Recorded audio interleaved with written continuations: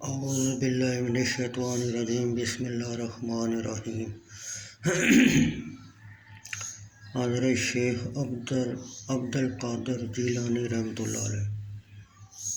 پہلے اپنے آپ کو نصیحت کرو، پھر دوسروں کو ناصح بعمل بنو۔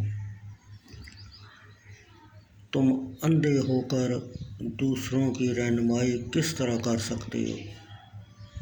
کیونکہ لوگوں کی رہنمائی تو صاحب بصیرت ہی کر سکتا ہے۔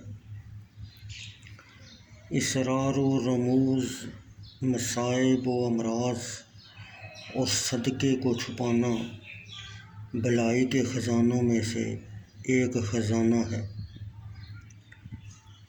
اپنے دائیں ہاتھ سے صدقہ دیتے وقت کوشش یہ کرو کہ تمہارے بائیں ہاتھ تک خبر نہ ہو۔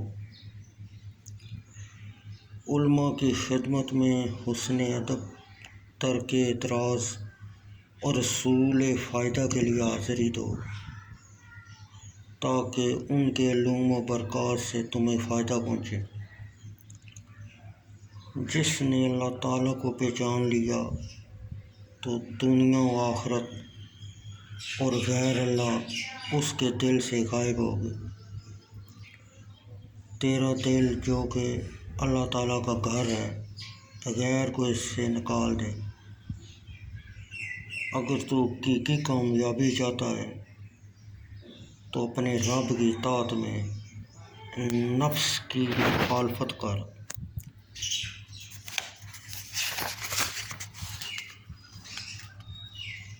آنے والے کل کو گزشتہ کل کے پہلو میں رکھ، شاید آنے والا کل آئے اور تو زندہ نہ ہو۔ اے مالدار، اپنی دولت کی بنا پر آنے والے کل سے منہ نہ پھیر۔ ہو سکتا ہے کہ کل آئے اور تو محتاج ہو۔ زیادہ تر جو چیز تمہیں عجلت پر بھارتی ہے وہ دنیا جمع کرنے کی حرص ہے۔ اگر تم متقی، متوکل اور صاحب یقین بننا چاہتے ہو تو صبر پر کاربند رہو، کیونکہ صبر پر ہر بھلائی کی بنیاد ہے۔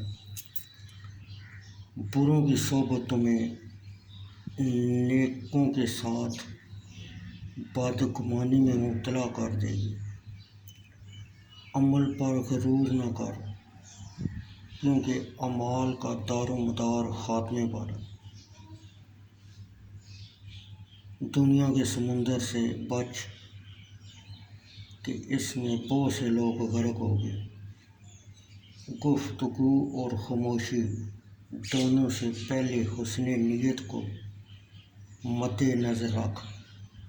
جو شخص عمل سے پہلے نیت درست نہیں کرتا اس کے عمل کی کوئی وقت نہیں۔